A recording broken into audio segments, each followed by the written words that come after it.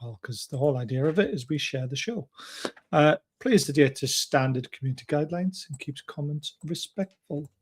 Apologies to all Jules who are not passing on the message like Jules, we love you. You can't make every show. That's absolutely fine. We understand. Can't wait to see you in the hubby up on the 27th of February. Scott's waiting to come on. Gaz is in the house again, as always. Great to see you, Gary.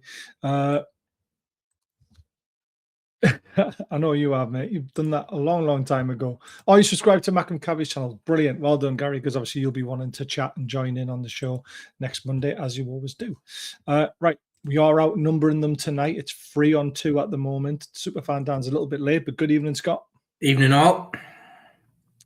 Evening, Don. Evening. Evening, Don. And let's bring in the enemies. Stu. Morning. And Rob. I've got my disguise on. Oh, He's right. beside- I thought that was you, not the disguise. No, I'd be haircut. So you were looking a bit rough. Yeah, well, you know. Whoa! Put the dog back on. That's scary. Bring the dog back, yes. Can I just say, there's another Sunderland fan, Richard Stedman, wants to join. Yeah. And I don't think you're on his Facebook friend list, so I'm trying to think how I can send you the link. Send him the link. Just you send it, copy and paste it. I've tried to, and it's I copied and I pasted it to him, and it sent us like a 50 sentence long link. It should just work. Can he not use the link you pinged to me on the Mackem Cabby chat? Yeah, you should be able to use that. Well, because Rich was having like a few problems, he deleted himself from the Mackem Cabby channel, and I think he's put a setting on, right. which is like he's blocked himself on the channel. So Give me a sec, mate. I'll see what I can do from this end. I love technical issues. Honestly, I am renowned for making mistakes when we set up shows, so don't worry about it. The amount of times I've done a whole introduction to a show and I've been on mute, you know, the usual stuff as people do. Dan's done it a few times as well, so it's all fun and games.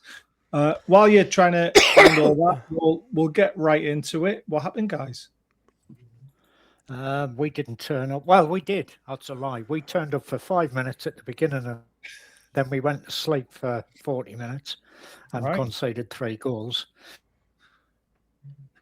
Is this a fair reflection?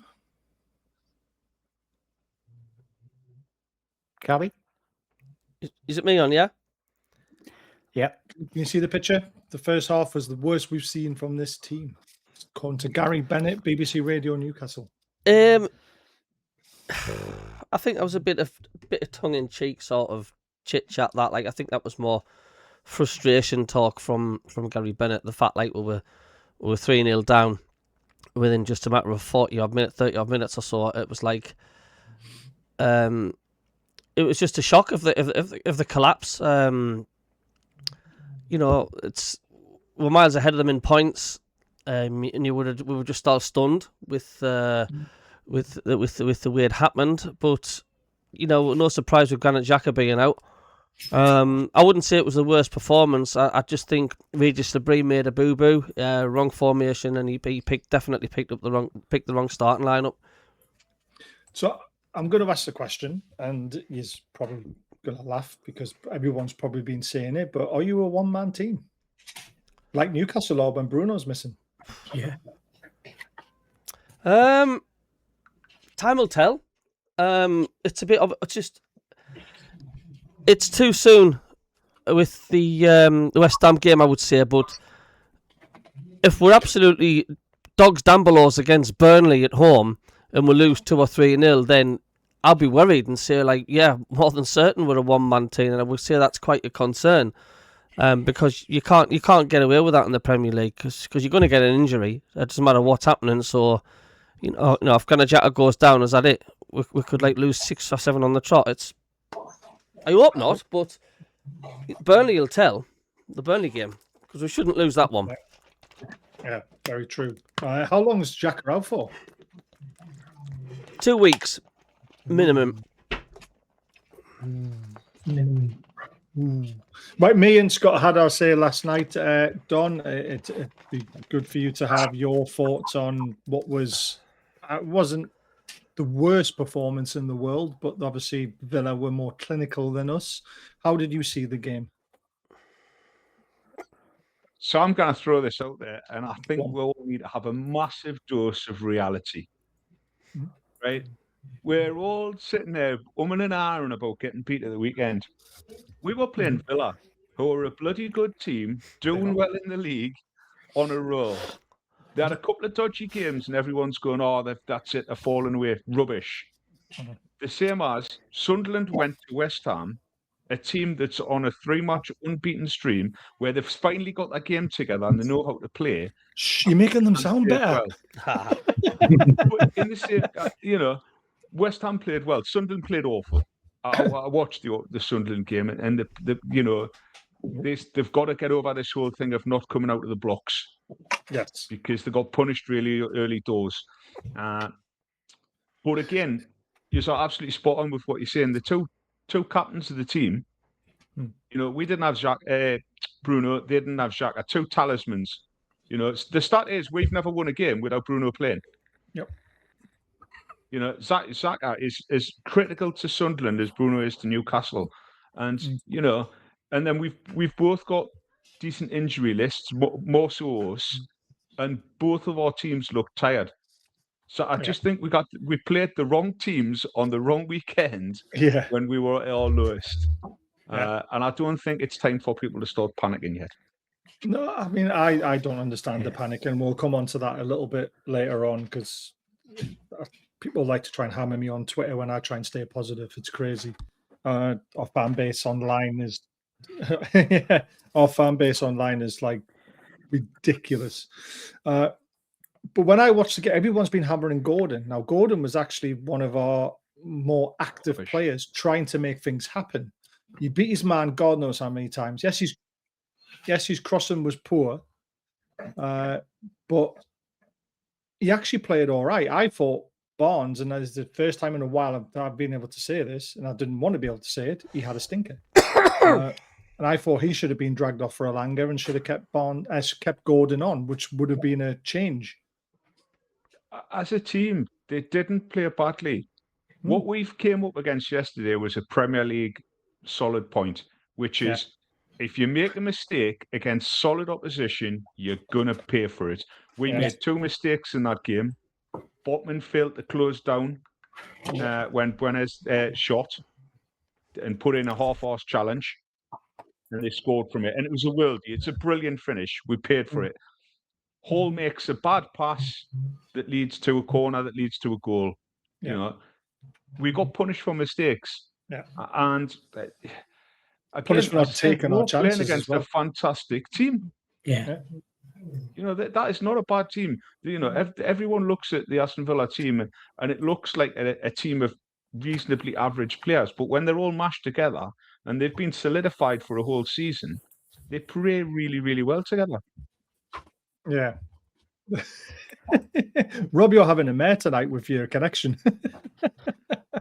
I am. It's thrown me out at every opportunity. There he goes again. The timing is impeccable. Because Rob's cheap and he's probably got the lowest rated broadband. They just didn't like us, Rob. That's what it is. They're sending viruses on our channel. He's got that hamster dial-up, Annie. Yeah. I've just BT but he's connection not back. that can get where we live. We have light. You wait 2 weeks' time, guys. I'll have a 500 meg connection. Richie said he's just tried to click that StreamYard link and he's just come to a white page with nothing on it. White page with nothing on it. I don't know how to help him, to be honest with you, mate. Not when we're in the middle of a show, I'm afraid. I know. I've told him next week. Well, yeah, it's be easier to get him on yours and then on to ours the week after. So what we've made is, I mean, you guys must have been thinking, God, if we beat West Ham, we've got another one over on the Geordies here. Obviously, we got hammered 3-1. Yeah, but unfortunately, going to West Ham is not easy. And like Don said, we picked them you picked them on a bad weekend. We picked Villa on a good run. Villa in title race. They're only 4 points behind Arsenal, same as Man City. And I don't understand why everyone thinks we've got the given right to beat them. I mean, I fancy our chances against anyone at St James's Park, but sometimes you've got to take a loss. That's football. It happens. But yeah, I mean, we were terrible against West Ham, though. Yous were terrible against West Ham, and you got punished, both of yous. So. Yep. So we can still say mind the gap at the moment. Just goal difference. Still goal difference. Not very big gap. It's only no, definitely not. Should we say mind the goal difference? Yes, Scott. I want to come to this because this sums up Twitter in a nutshell. This is a very old comic strip, and I remember reading this when I was a kid, and it popped up on my timeline yesterday, and I thought that was just the perfect timing for it to come up. A bit of handicap. Foul, offside, penalty. And then the referee, mind if I stand here, mate? You've seen things better than you than I have. I like it. That sums up Twitter in a nutshell and fans online, doesn't it? Everyone has their opinion and they see things differently to what the referee does and what managers see it and all this sort of stuff. And it great way to put it in a comic strip. I forgot, the handicap was brilliant in the Mirror. I used to love reading the comics every day. I mean, we've got 52,000 armchair managers online, haven't we? Let's be honest. And got more than that. Even more. 2.2 million following. It's diabolical at times. But the thing is, though, sometimes you can get dragged into it with them and go, you can get sucked into that. Then you've got to go back to reality and think, hold on a minute. When you look at everything that went on in the summer, you've got to drag yourself back to the reality of we're in a transitional season. And, like we said last night, next year is going to be a big season because next year we can't have this going on and that going on. Hopefully, touch wood, everything's in place. We have a good summer and then we crack on. But who's to say things aren't going to be a bit different? But who says we're not going to hit our targets this year? I mean, we asked everyone at the start of the season, what would our targets be this year? Everyone said top 6. Yeah. Cup run in both cups and do well in the Champions League. We're almost automatically qualifying in the Champions League. We're in a semi-final of a cup. Yes, we are losing 2-0 after the first leg, but we've got to a semi-final. We're still in the FA Cup, which we normally go out in the third round. And we're still 5 points off 4th spot. I mean, with all the Eddie Howe outs and doom and glooms and all this sort of stuff, if you actually put that in a nutshell and remember what everyone said at the start of the season, we're actually not far off our targets. No, we're not. No. Yeah. Don, do you agree with that? Sorry, Craig, Scott, carry on. With a squad that's been decimated by injuries, the summer window at the start was a nightmare. Yeah. That sort of not that bad. Losing a world-class striker, which he is a world-class striker, even though he's not exactly firing for Liverpool, it's going to have an effect, especially when it's the last day of the window. Yeah. Don, would you agree with that as well? I mean, what were your thoughts at the start of the season? What were your goals and aspirations for Newcastle that you thought would happen? To be honest, Europe is all we're after. Yeah. Just got to maintain that solidity in Europe. One thing I did want to point out, though, as you're talking about referees, last week I thought someone had overruled VAR. This week someone did. Someone did. They did. There was a brilliant decision. On his debut. Yes. First ever match as a Premier League referee, came out, refereed really, really well. That's the Man City Wolves match, and overruled a penalty. Yeah, which was an absolute brilliant decision, wasn't it? Absolutely spot on. What about just Europe was your expectations? Try and get back in the Champions League just to, solidify that position to get the coffers. I'm not even bothered about bolstered? Champions League, to be honest. Just Right. European football. Oh, okay. If we maintain European football for 3 or 4 seasons, we generate the revenue. Yeah. And that's what we need for PSR. Rob was doing the Sunderland turner for 5 minutes in the 90s. Thanks, Scott. I just restarted my PC to see if it would behave itself. Brilliant. The only thing with that, Don, the only thing I would say... Oh, sorry, go on. Rob, just out of curiosity, I think mate, Richie's managed to get your last job? Rob, wasn't your last job something to do with being the head of computers for the Met Office? It might have been, mate. Hang on. What do you mean? It's one of those that I spent loads of government money on, mate. Well, it bodes well when you kind of get your own to work at home. Brilliant. Yeah, that's true. The only thing I'll say about being in Europe next year, I don't want to be in the Conference League because the Conference League actually costs the club money than it does actually revenue coming in. So Europa League, Champions League, 100%. But Conference League, I'd rather just sit that one out if we can. But again, it's still Europe.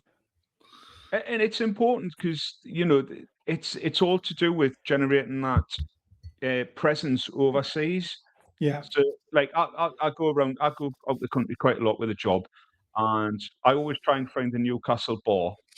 Yeah. What you need is to generate more of those, because the more supporters we've got overseas, the more demand there is to try and watch that TV, so that people want to get the TV right, and then more there is, selling shirts and stuff like that. Yeah, no, I get that. Extra revenue that makes the difference to PSR. Yeah, I agree with that as well. Dan, he's made it. Evening, gents. Better late than never. Evening, Dan. Hello, superfan Dan. Good evening, Stu. Good evening, Rob. Good evening, Don. Good evening, Scotty. Good evening, Baz. Mr. Devlin. Devlin. Mr. Devlin. Mr. Devlin. Yep. Double Devlin. Doubling down. Right, Rob. Not to be confused with the Nicole Kidman character and whatever. What? Just go with it with Jennifer Aniston and Adam Sandler.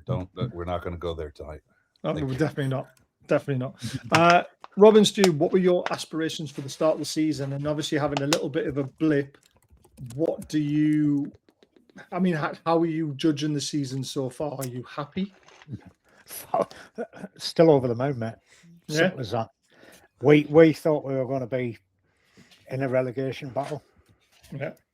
And to be sitting on 33 points with half the season gone. Yeah. We're in the same relegation battle that Newcastle are in. You are. It's as simple as that. we're only 13 points off the drop now. That's all it takes, guys. It does. It actually does. No, to be honest, we've done far, far better than I thought we would do. We were personally at the beginning of the season, 17th would have done me. Yeah. But to be sitting in the top half of the table for virtually all of the season so far, I'm over the moon. Stu? Without just similar to what Rob's saying. I mean, we're completely different, obviously, to Newcastle. Well established, good depth in the squad, and to be where we are at this stage, that I would have snapped your right and left and middle arm off for it, but I'm still very cautious. I'm not comfortable that we are safe yet. Forest, West Ham are beginning to, start picking up points, and that's going to happen. You're going to get a resurgence from the bottom three. They're going to start. They'll put about 3 or 4 wins together on the bounce, and if say Sunderland lose 3 or 4 on the bounce, then that changes the thing completely. I mean, if Jack is out for 3 or 4 weeks, and a lot of people say I'm being absolutely stupid, but I'm not. We're not safe until we're safe, as far as I'm concerned, because Forest picking up points, like you say, West Ham, and changing the turn of a hat, and I'm not counting my chickens yet. 10 more points, mate. You'll be fine. Welcome, Richie. Oh, Richie made it. Richie, good evening. How's it going? Can you hear me okay? Yeah. Loud and clear. Oh, brilliant. Sorry, I had some issues with my phone there. It's when I got sent the link separately, it didn't work. But when I went into the Mackem Cabby chat, it worked. So unsure about what happened there. But really nice to meet you. Thank you very much for having us on. No, Missing a letter or something in the original link that was in the possibly. Baz Might maybe is copy famous and for that. pasted the whole thing. Excuse me. I sent the link out perfectly, as you can see on the screen. We bugged it really. I clicked it. I clicked it. I clicked it. I got directed to penis enlargement pills. What the hell's all that about? Come on, man. That's normally something I would say. Right, a bit of a strange question. We're learning, Baz. We're learning. We're learning. You're learning. You're definitely learning. Bit of a strange question to ask all of you, and I'll go around the houses. I'll start with Richie though, and they say welcome again to our channel. Thank you, mate. If you could choose one player from Newcastle to join Sunderland this season, who would it be and why? Oh well, I'll tell you why, and the lads will back us up on this. I think I would have to take, and it's not because he scored 4 to beat you, but I would take Baltimore. Honestly, just had to get that one in there. No, but seriously, I would take him, and I've always said to Stu and Rob and the rest of the lads, personally myself, I love a target forward. And with ourselves, we've got some absolutely fantastic crossers on the team. We've got Trey Hume, we've got McGeary, Itringer can get that ball in, Sirkin, Wijnaldum. So we've got plenty of supply. It's just, yes, we do have Robbery at the minute who's doing that sort of role. But if I had somebody who's like 6'4", 6'5", who's just going to be an absolute pain in the backside to defend against, that's who I would take, definitely. Little and large. It has to be. I'd go with Harvey Barnes because he's a pain in the backside for defence. He can score from any angle, any part of the pitch. He's dangerous, and he's scored some cracking goals. He's consistent, and on his day, he's a real troublesome player for defenders and stuff. Scores in the penalty area, out the penalty area, 20-yarders. I've seen him do it all. I think he's a quality player, one of your best. Interesting, Rob. Miley. Ooh. Yeah. He's one of our own. Yeah. He's one of our own. Yeah. Lewis Miley. He's one of our own. Probably have him backup defence. He'll be warm on the bench, but backup defender. Yeah, Rob, I'm not having that as an answer. Hey, Colin Major, how you doing? Jesus, I love it. Colin and myself had this discussion a couple of weeks ago. We don't want to be in Europe next season because it'll just stretch the team too far. So yeah, we had I'd rather just concentrate on staying in the Premier League. Yeah, and think about getting into Europe the following season.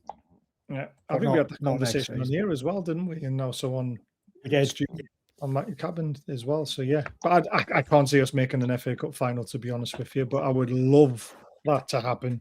That would be like the hottest cup final ticket going if that happened. Right, we move on to the Newcastle side of things. One Sunderland player, Dan, that you would take from Sunderland to Newcastle, and why? No need for the sigh. No, no. I mean, there's the obvious ones. There's the Chakas, there's the Brobbies, I would take Dan Ballard. Ooh. Another big ass guy in the back, and for whatever reason, we've got Big Dan Byrne, they've got Big Dan Ballard. We just need a BDB. A couple of BDBs on the back line wouldn't be a bad thing. So, to be fair, no, I like him, and he scores for Newcastle. So it's all good. Yeah, Northeast Player of the Year. To be fair, so it's a good shout. That Don. I agree with Dan 100% for exactly the same reasons. We need a centre back, and I'd take Ballard every day of the week. Scott? I'm going to take that keeper, Roofs. Ooh. You're not getting him. I think he's and he's better than Ramsdale. I like it. I'm shocked no one said Bruno. I don't know why. It's just because so this is the thing. you can't take Bruno because you got Xhaka, and we can't take Xhaka because we got Bruno. You can't have two captains, We two don't talk managers in the about same midfield. Bruno. See, I would have thought you could take Xhaka and play Bruno higher up. I think they would work well together. The To keeper answer is the good as question well. in the chat. Yes, I'm going to come to that answer one. the There it is. question in the chat. 73. 73. Yep. It was a very good year. It Just was ask your an age, Rob. extremely good year. 37 Yeah, is 37. He remembers it well, doesn't you, Rob? I do. 1937, that is, yeah. Yeah, I actually had a ticket for the final, but my mum wouldn't let me go because I was only 11. My dad was working, so he couldn't go. So the bugger gave me ticket away. No way. Oh, that hurts. Cheers, Dad. That happened to me when Liam O'Brien scored over the wall. I wanted to go to the game, but my mum wouldn't let me. She said it would be too naughty and nasty. And it probably was. It probably was, yeah. I am ecstatic to be able to say that I'll be at the one on the 21st because that'll be my first one, and I'm just thrilled about it. Love it. I've seen quite a few over my time. Thanks, my dad was a Mackem, but sadly he was watching from above. Oh. Right, back to Newcastle a little bit, and back to our lovely fan base online. So I put this out: we don't demand a team that wins; we demand a club that tries. Now I know this was an old banner, and this was under the old regime, but surely, Scott, this message is for all Newcastle fans, for all regimes.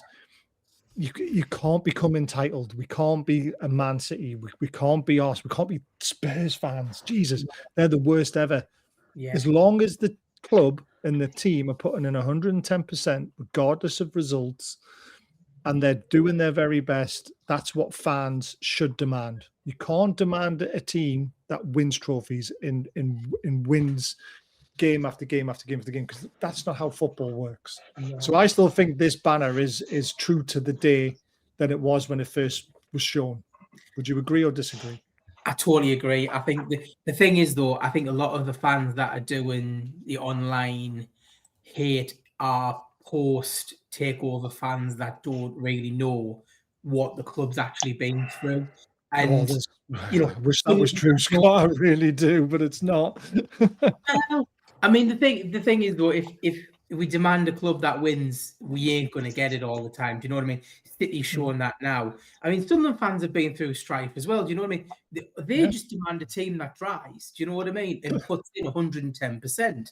Yeah. And the thing is, North East fans love a player and a club that'll die for the shirt, and that's all we ask for. We've got that in a lot of players as well. That's the thing. It's not just Alan Shearer like it was back in the day. We've got Lewis Hall. You've got Dan Burn. You've got Bruno.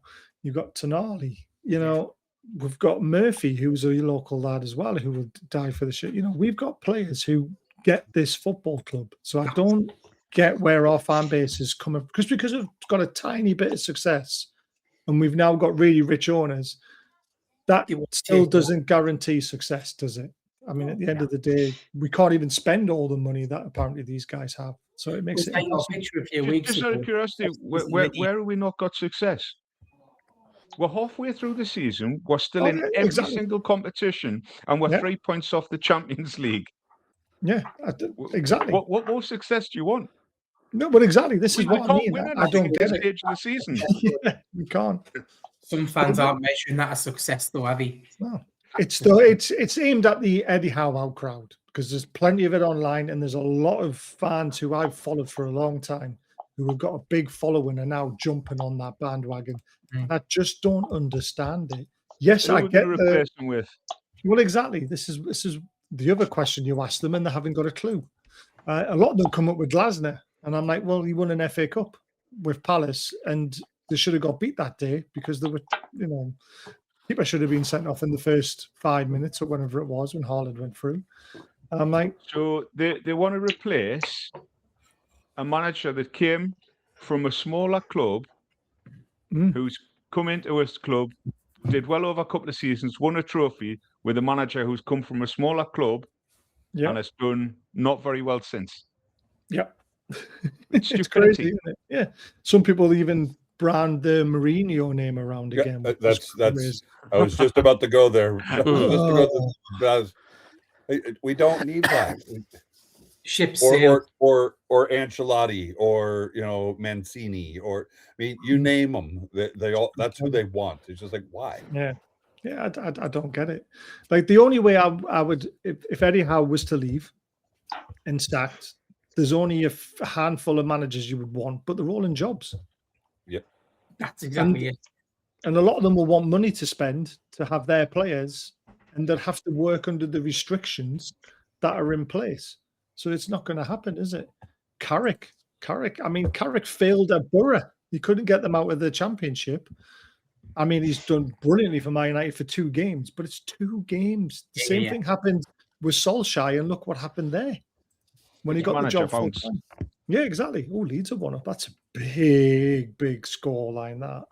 That's against Everton, isn't it? Yeah, it is. Tell you, man, the teams at that bottom section are just picking points up all hour. Yeah, they really are. Now, I know he's not your manager, but I'm going to go around to Rob and Stu and Richie. What do you make of the Eddie Howe outcries? And do you think there's a lot of our fan base who they're not grateful for what we actually have in front of us? It's the first manager that's won you anything in 70 years. in probably your living memory. I can remember Newcastle winning the Fairs Cup. So he's won you a trophy. You've been in Europe, what? How many seasons now? 3? Yeah. 2 or 3? Or 2. What more can you expect, guys? Come on, be fair. Right. I mean, yeah, you might have, the whole of the Saudi bloody PIF behind you, but you can only spend what you're allowed to spend. And, once you spend it, you're stuck. We're fortunately in a position where we didn't have any debt coming into the Premier League. We've got 3 years to recoup the money we spent, which we will. So, real fans aren't going to expect Newcastle to win the Championship without being in the Premier League for several years and being top 1 or top 2. You're not going to win the European Cup yet. Whoa, hold on. I'm not saying you won't win at some point. Not yet. You know what it is? I think teams are scared of us in the Champions League than they are in the Premier League, because the Champions League teams aren't used to how we play. Yeah. I also think that it might, from what I've seen of the Champions League and the scores that are coming in, where the English teams that are in Champions League and European competition in general, it's a walk in the park for them. Is the Premier League so far ahead of the rest of Europe that even a mediocre team from the Premier League is top end European football? I don't know. If you look at the Champions League table, there's only Man City outside of the top 8. Yeah, that's the English clubs. It's crazy. I mean, I didn't expect us to be where we are, to be honest with you, but we are. We're there on merit. It's mental. Yeah, Spurs are even beating people in Europe. Yeah, Spurs look like they're going to automatically qualify. It's crazy. Yeah, weird. Oh man, Stu, your thoughts on the Eddie Howe out brigade? Is it on the dark side? I don't. Like I say, is it just frustration coming out? You want to see your team win at the end of the day. I've seen all the comments like, he's stale. He's a one-track pony. Sides have sussed him out. We need something fresh, this and that and the other. It's like, I don't understand it. I really just don't understand what they're on about. You're not going to win every game in the Premier League. Nobody is. You're playing a really, really good Aston Villa side. The team was at 11 on the bounce or something.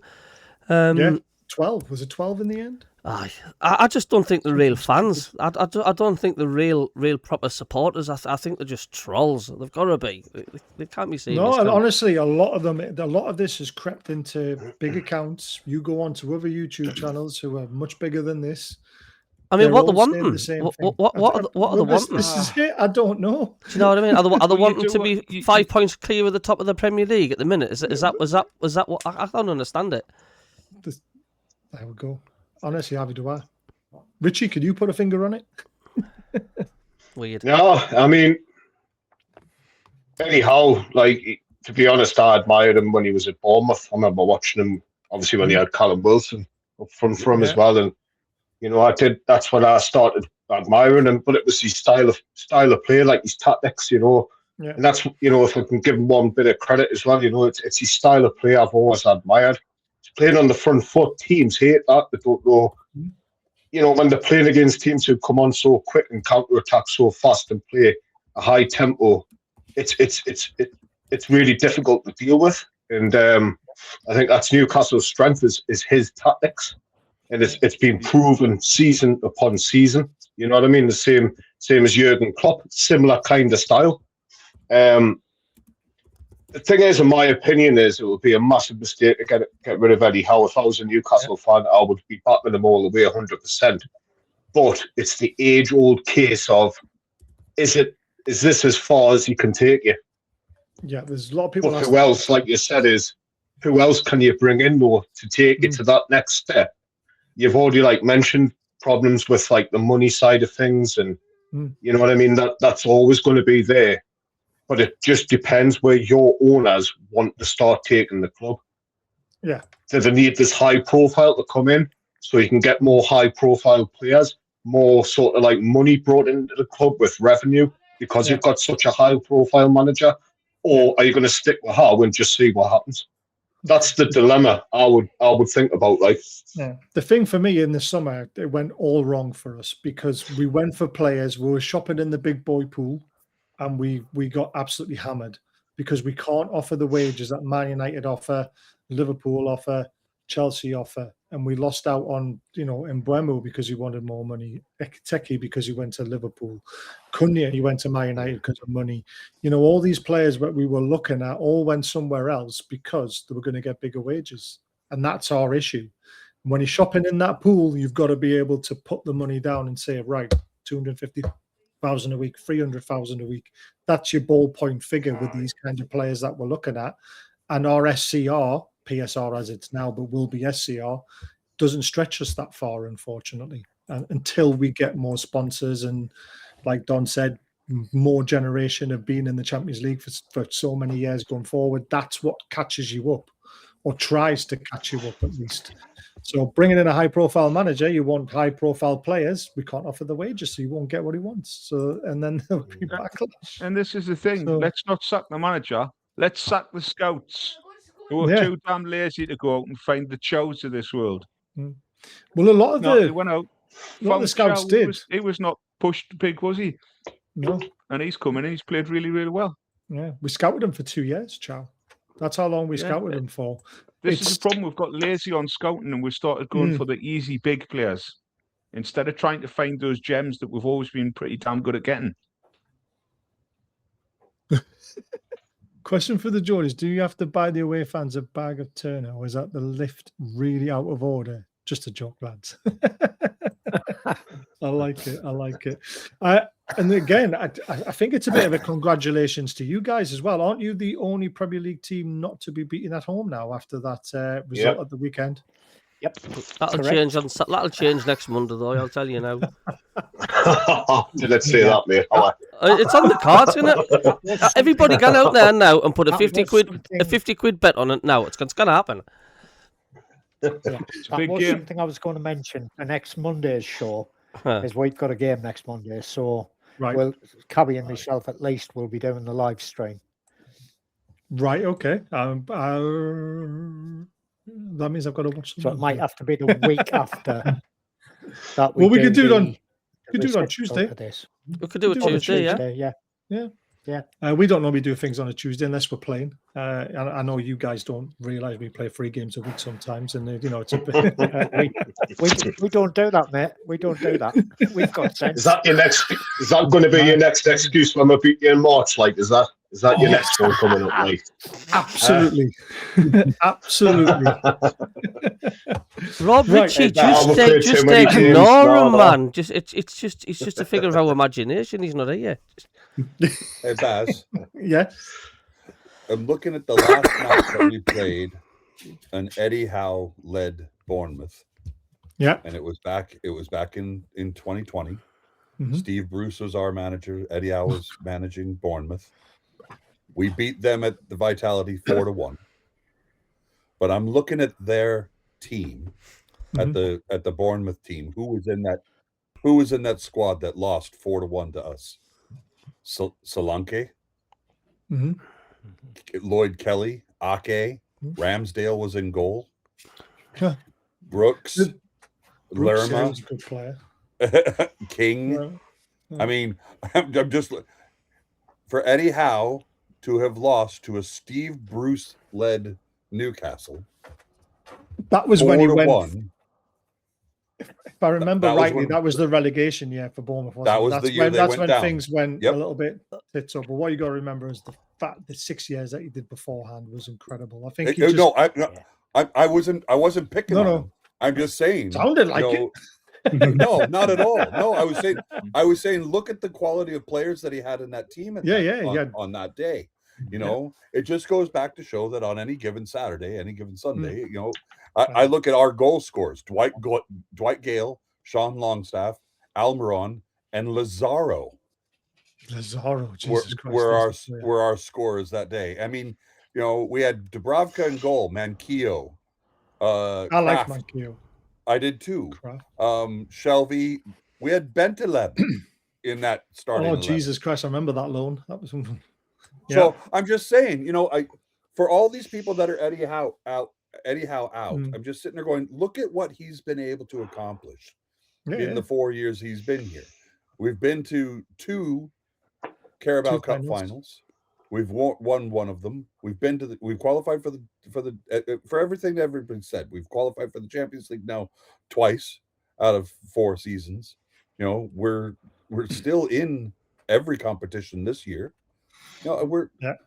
It's a blip, and we had a crap summer. Yes, it was. Yeah. Thanks, Denny. Yeah. I'm just everything. Exactly. I'm just saying, and then Eddie left the club that summer after they went down, and that's when he took his sabbatical and went and learned so much. He learned under Klopp. He learned under Simeone. That's where Pep. We've been the beneficiaries of all that knowledge. So I just can't understand anybody who, at this point in this season now, is just clamoring for him to be gone. I don't get it. They just don't understand football. That's the only thing. Yeah. And it's a horrible thing to say because, again, everyone can have their opinion. I just think when you start shouting Eddie Howe out without any real knowledge behind why you want him out, I just think it's silly. And you can't say the seasons. Or can name a replacement. A replacement, yeah. That would be the other one. They have big injuries that year as well. I mean, to be fair though, I mean, Richie and Cabby will remember this from last year.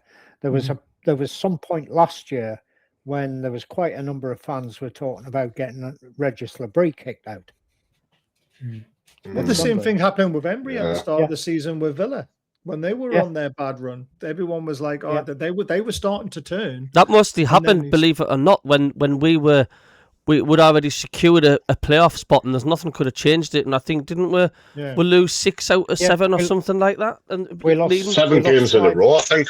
Yeah, we lost 5 off the belt. But those games meant nothing, did they? I guess the way the fans were probably looking at it was maybe you weren't going into the playoffs with a bit of confidence is probably the thing. Yeah. The thing momentum. Is, as Reg just said, we were going in thick. Yeah. I get that. Right. Question time, guys. I have been really mean with this one as well. The reciprocal. No. You'll get all the answers. I've just been a dick, basically. 1998 Football League Division Playoff. What was the score? 13-12 to Charlton. Forget the penalties. What was the final score after extra time? 4-4. 4-4. What was the attendance that day? It was 90,000. No. Anyone else want to guess? Sorry. There was 50,000 Sunderland fans and some Charlton fans. 76,000. Very close. 77. I'll give you that one. Who scored the goals? Oh, Right. Mendonca. Both sides. Phillips. Right. Phillips. Scored. Yeah. Mendonca hat-trick. Yeah. Yeah, Mendonca scored hat-trick for Charlton. Yeah. Yeah, Sunderland lad and all. Worked at Nissan. Yeah. That was stabbing the dark, Mickey Gray. Nope. I He know comes he missed later the on. penalty. There it is. That was the next I know he question. misses the penalty. No. Right, have a psychic. That's a good question. I told you. Who scored their fourth goal? I told you I Charlton. was being a dick, didn't I? Sasha Illich, I think, scored their fourth. No. No? Nope. I'm not as old as these two, you know. I'm the I young was buck of the watching it. I was channel. in Brighton. This is history.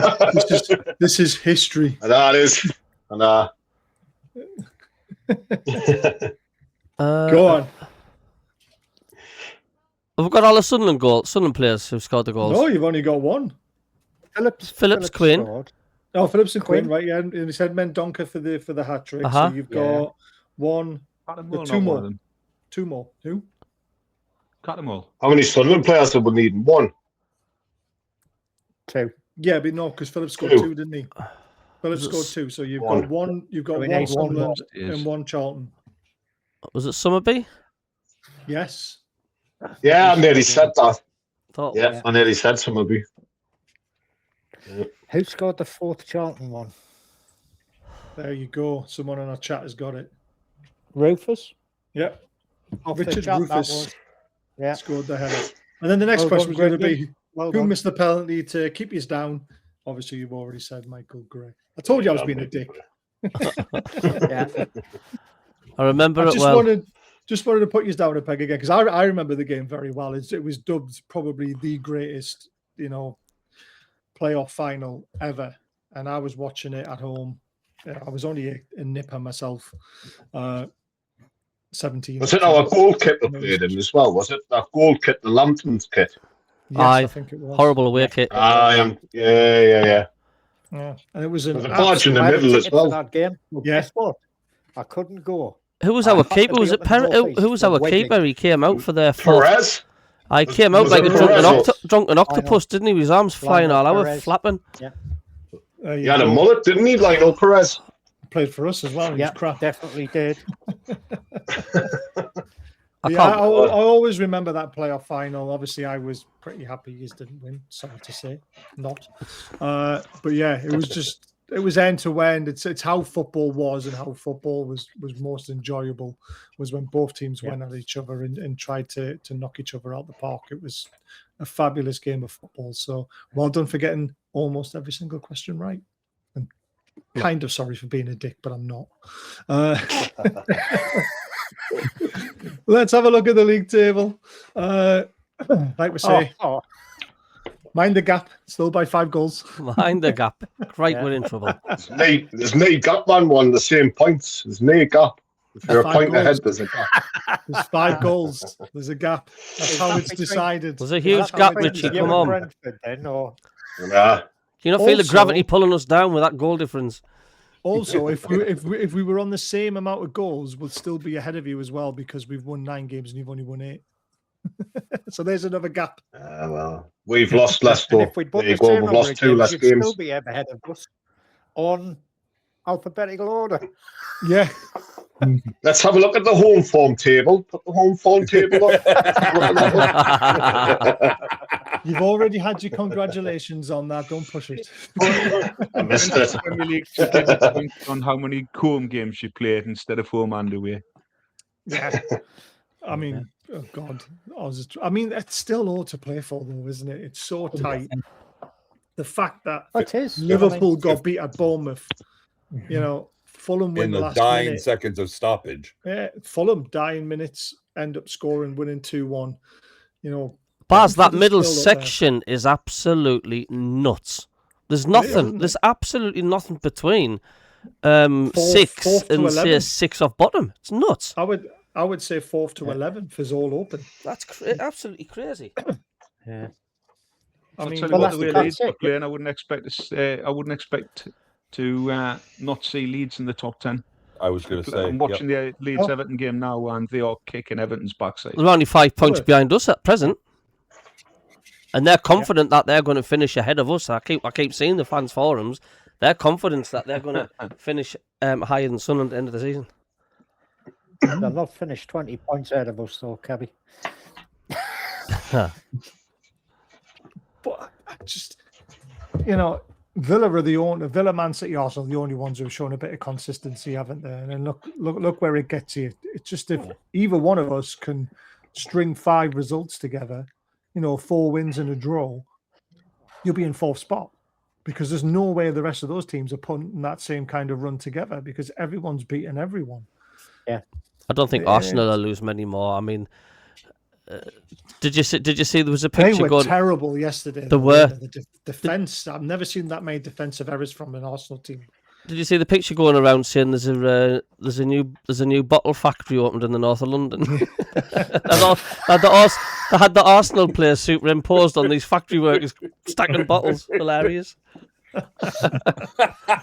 It's class. Absolutely brilliant. That's good. Right, we've got about 5 minutes left. Any questions from you guys you want to ask? Here's a question for you then, and answer honestly. Okay. When we got promoted last season, and we got promoted with the team that we did, yeah. And then obviously we've progressed and signed these players. Were you worried when we come up? No. I asked a few Newcastle fans this. Were you worried about us coming up, or were you thinking the way you thought at the start of the season? Definitely, we're going to roll you over. You're going down. When you've seen all these signings like Granit Xhaka and Adringa and Brobery and Alderete coming through the door, did it worry you as fans? No, not at all. Because I'm going to be completely honest with you. I did not know a lot of the players that you were signing. I didn't know how good they were or how bad they were. I don't think we did either, to be honest with you, Baz. Well, exactly. Xhaka was the one where Xhaka was the one I thought quality signing to keep you up. Yeah. I didn't think he would drag you as far as he has. That was the thing that shocked me the most. But obviously your players that have come in, he's getting the best out of them, just like Eddie Howe did when he first took over. He got the best out of players that were potentially averaged or average to good. So I wasn't worried. I'm always worried about Derby Day. This whole 6 easy points thing, it's never a thing. I hate Derby Day, but I love Derby Day at the same time. But was I worried about you being ahead of us in the league this season? No, not a chance. I thought this was going to be you guys fighting to stay up. I thought you had a chance because you did spend a lot of money and you obviously bolstered your squad. But I didn't think you'd be this comfortable at this stage of the season at all. Scott? Go ahead, Scott. I was going to say, just go around the houses. Yep. For me, I wasn't worried. Like Baz says, Derby Day, it's always worried. Never 6 easy points.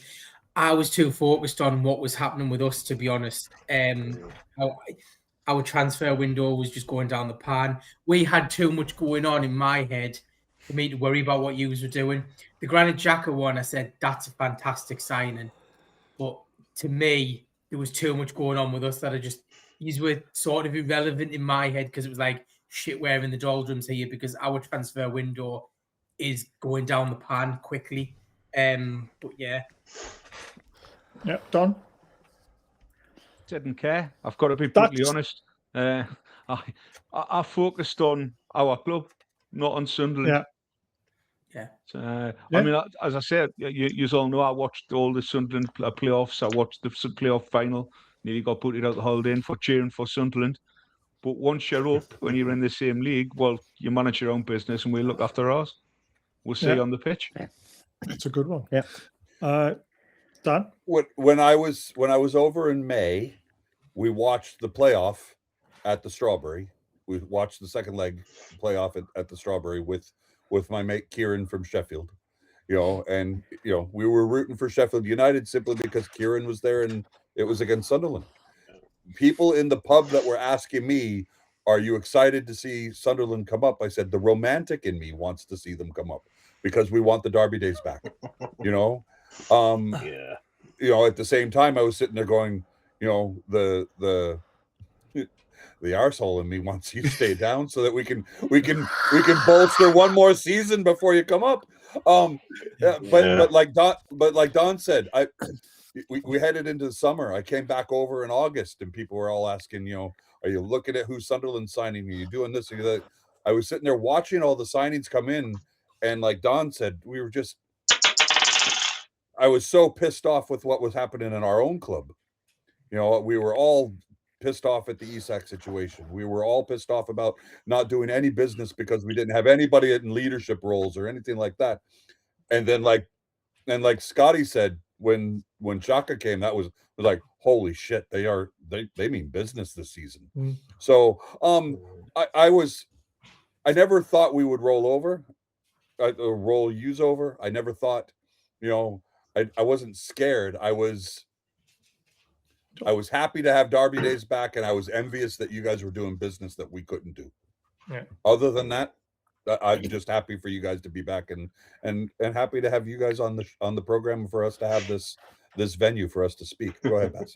Quick question: who dropped the pound for the cheesy chips? Oh, it was me. It was 5 pence. I haven't got enough for cheesy chips. All of a sudden, I had a marble going back and forth. Yeah, that's what I thought as well. Yeah. Quick to this one, Walter. Great to see you. It's a shame you weren't on tonight. Yes, you have to subscribe to be able to message, but this is the whole point in sharing the show between the two channels. We also get to share the fans between both channels. So our guys subscribe to Mackem Cabby's channel. We watch the show on a Monday. You get to message everyone. Same for us on our side. You guys subscribe to us. It helps us grow as well as helping Mackem Cabby grow as well. And that's the whole idea of sharing a show and having some banter and having a laugh.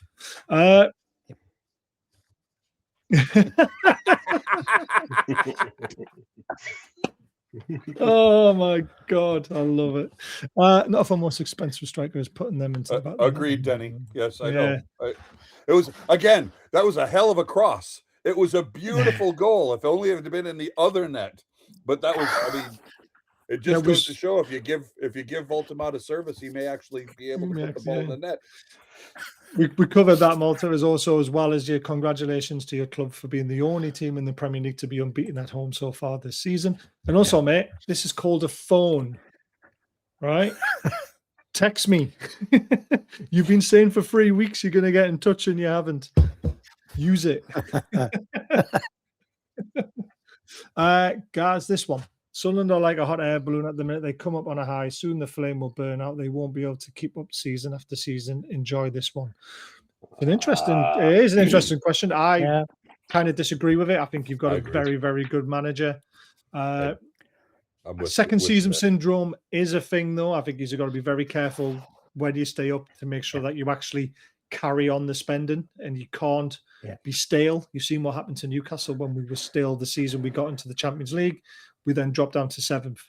You know, you've got to keep on improving because people will find you out eventually as well. So I think we've learned a lot of lessons as well. You know what I mean? Like what happened to us was just we nearly went out of business, man. But you know, I think the club and the people in charge now, you know, they've got to have learned by that. Like, we can't put myself in another position like that. Yeah. And I mean, it happened to, was it Leeds? Leeds stayed up for a season, then dropped like flies the next season. You know, it is there. So you're not going to see that at Sunderland. I don't think you're not going to see it. The only way that would happen is if your current owners decide to sell the club. But the young man that they've got, you've got a Dutch owner, which is always a win in it. Well, And now that he's learned that you can't festoon the stadium with light and black and white. But that's sensible. Well, he didn't know that. He wouldn't have got told that. He's only learned. He hadn't learned from his taken over at mistakes. that point, had he? He learned from his mistakes. You know. But the thing is, with and you've got a solid manager. Yeah, agreed. Yeah, the thing is with Regis Labrie, Kirill Louis Dreyfus, he is from footballing family. Yep. I mean, his father owned Olympic Marseille when they won the European Cup. Right. You know, his mother is still in the semi-final. Yeah, his mother is still a majority shareholder in Olympic Marseille. Oh wow! And he inherited a lot of money from his father. His father's the Louis Dreyfus Corporation was huge. They dealt in something like 25% of the world's shipping. They were a huge company, and I think he inherited 4 million from his father when his father died, and his mother's worth several hundred billion. Oh Jesus! So I think the only thing you guys need to be wary of and worried of is your players getting cherry picked by top clubs, and then also potentially your manager, if he is keeping you up and then pushing you towards that top 8 constantly, you could also lose him. No, you can't have him.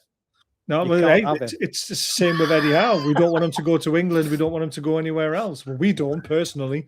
There's a lot of fans on Twitter who will disagree and want him out the door tomorrow if they could. But this is what you got to be worried about. Look at Palace. I put a funny tweet out where the dad nicks the sweets off his kid and his kid starts crying. I was just like, that's the top 6 cherry picking Crystal Palace's players. You know, and it does happen. That's how a model is. That's how a model as well, Baz. That's what our model is. We're buying these young lads, do them up, get them seen, get them built up, and then sell them on. So when you're in the Premier League, you can't do that. You need to. Nah. You've got to let go of a star every now and again, like we had to. We had to sell Isaac if we wanted to move and progress and move PSR out the way. But now you're in the Premier League, you need to stop that model a little bit. But this all comes down to the owner of the club again, because it's contract management. We only had to sell Isaac because we didn't square his contract away. Yeah. And that's one of the things. It's about locking up these young players that you can see the talent in. Lock them up early, keep a hold of them, and keep them happy. Yeah, happy players don't leave. I mean, Bruno would be gone, wouldn't he? Agreed. Let's be honest. And Don, fully agree, and that's where we mucked the whole thing up because we had Paul Mitchell in the hot seat. Here's a guy who said, "Well, this guy's got 4 years left on his contract. We don't need to be discussing this with him right now." Yeah, with Gordon as well, and look what happened there. Here is a guy who just didn't get where our club wanted to go. Between him and the other guy, that's the reason why the 2 people who were most visible for our club in those first 2 years are gone as well. So, I agree with you. Yeah. Happy players equals successful club. Yeah. I've been saying that here locally for our local club here, saying the same thing. You take care of the players, they play better. They play better. We do better. We do better. We make the playoffs, that kind of stuff. So 100% agree with you. Yep. Yeah. And the other thing I'm really... The whole Eddie Howe thing's a load of nonsense because he quite literally has the support of the dressing room. Yeah, you don't sack a manager who has the support of the dressing room. Yeah, absolutely. The one biggest thing I'm jealous of Sunderland is their academy, because obviously we're light years behind. You've got the best academy in the Northeast. All the young lads are going to Sunderland rather than Newcastle because the facilities are just not up to scratch, and that's why Piff putting 200 million into building a brand new one. Eventually, we're going to catch up with you guys. It might take a few more years. But players are going to start wanting to come to Newcastle over Sunderland because we'll have the better facilities. Just like they're choosing you now over Newcastle because you right now have the better facilities. Yeah. And you look after those kids. And he's done a great job doing it. And that is my big gripe with our ownership, is that they didn't do that a lot faster than what they've done it. That should have been their first priority when they came in.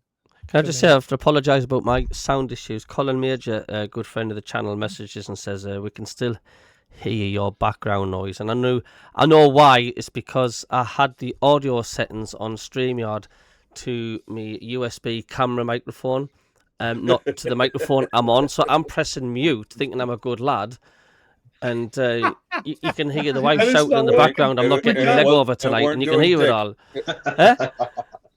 So my apologies for that. I've now got this where if I press mute, it presses mute, and I thought I was, and obviously I was muting you myself anyway when I realised you were shouting at the missus. And tell you what, when you're going on about academies, how good is that for the Northeast though? Like for like our area, you know, I'm not talking about Borough and all that. I'm talking about the Northeast. You know, we're so passionate. Like the kids up here, it's the same when I was younger. You go out the schoolyard, you bring out the football, you have a game of football, you go in, lunchtime, it's football. And it's still like that for all the kids now, but to have 2 top academies in the Northeast is only going to help, you know, the young'uns up here. Well, I haven't barely got much up here, let's be honest, for the young'uns. It is run down a lot of places, but for somewhere to get top coaches, to get, you know, mentoring, you know, and then to develop into top footballers, you know, it's class. And that is in itself, like you said, is only going to bring more eyes on the Northeast, in it. You know what I mean? And then in a whole, if we could do that, produce more England future stars like we already have, you know. Absolutely. That's just brilliant. Yeah, absolutely. Well said. Before we go very quickly, don't forget we've got great sponsors on this channel. We've got Diet Crow, 20% off using code BAZ20. Link is in the description. Same for the Geordieland experience, the multi-award winning Sparky. Absolute fabulous little company. So click the link below and book your tour. And we've also obviously got Prince Charming, who do framing shirts, they do prints, they cut keys, they sell loads and loads and loads of merchandise, from moving memorabilia, sports memorabilia, Newcastle stuff, other clubs, music memorabilia. It's all absolutely fantastic. And while as I've got you, don't forget 27th of February, we've got an amazing night booked. We've got Super Mac and Gibbo coming to Benfield Football Club. They're allowing us to do it for free. Everyone's doing it for free. We're doing it for free. We just want to raise money for charities. This is for Azure and for the Butterwick Hospice. All the money is going to them. It's only £15 per person. We've made it as cheap as possible to get 60, 70 is through the door. The drinks are cheap behind the bar, as Dan well knows. If you want tickets, just use the email address below or scan this Q card. That'll take you to the link to buy tickets. And we just want to have a cracking night. You know, we've even got Graham Bailey involved as well. He'll talk about Northeast football. So we'll have some good questions. If you guys Graham Bailey from Team Talk. Yeah, from Team Talk. So if you guys want any information of something behind the scenes on the night as well, we'll ask the questions and we'll give you the answers when we see you next. But just, you know, an amazing night it's going to be had. And I will do something extra for that night. If we sell all the tickets, right, and we sell 1,000 raffle tickets, all the prizes we've got. Streaking, Baz. No one wants to see you. Close, close, very close. I will Baz will keep his clothes on. I will look like Stu and Richie. You're putting about 5 stone on. Yeah, is that what you're doing? I've already got that, mate. I've already got that. But if we sell all our tickets and sell 1,000 raffle tickets, I will shave all my hair off for charity. The missus just screams, no, you're not doing it. I will do it. Alan Shearer signed football street sign so far. We've got a Peter Beardsley signed shirt. We've got a £20 Greg's voucher to give away. We've got a $40 gift card to Diet Crow to give away. We've got a family of 4 tour, which is worth about £65 through Geordieland Experience to give away. Malta was talking about throwing in a 4-ball for the golf. And again, I'm waiting for him to message me. You know, this thing here, mate. So if he can let me know what that is, I can put that into the prize. And then all you got to do is contact me for tickets, transfer the money over. I'll give you a number and then we'll draw it the night after the night because it'll be like an online raffle. and not everyone will be there. Baz, can you grow a mustache? No, I can't. It's just ridiculous. It's not going to happen. I'll put a fake one. I got that one taken care of for you. Yeah. Dan's got that. Jerry, I'm the beard grower here. That would be tastic. That like if you could do that, Baz. I'd like to see that. No, a big one with curls at the end, you know. No. Right. Thank you to everyone on the panel for turning up tonight. It's been an absolute fantastic show. Again, remember, this is once a week, every Monday, shared between the two channels. So next week, it will be Mackems v Geordies on Stu's channel, Mackem Cabby.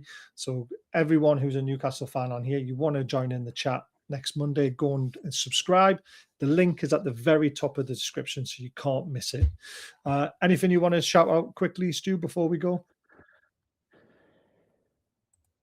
Apart from the blue pills? Okay. The blue pills, no, I'm taking them tonight, mate, honestly.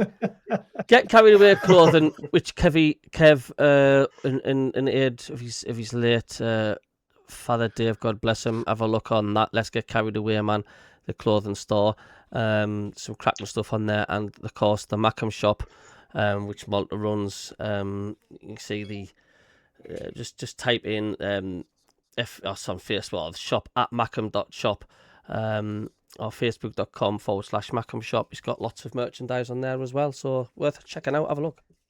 Brilliant, excellent. Richie, thank you so much for your debut. Come on, Rob. It could be Tuesday. Thank you very much for having us on. Thank you. Yeah, it'll be Tuesday next week, because obviously Sunderland we'll be busy on the Monday. We're playing.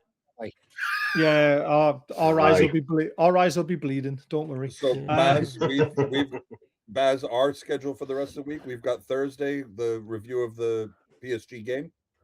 Yeah, and then Friday will be over. We're on their channel. Yeah, on Martin's channel for Oil Brothers. Yep. Yeah. And then Sunday we will do the review of the Sunday. We're playing on Sunday. I can't remember. Yeah, we're playing Sunday, aren't we? Yeah, so we'll be doing a review of the match. So yeah, just keep an eye out. Hit the bell button. You should get notified. And yeah, thank you so much for everyone in the chat for keeping this going. And Malta, message me. Good night, everyone. Cheers, lads. See you later. Ta-ra. Cheers, Errol.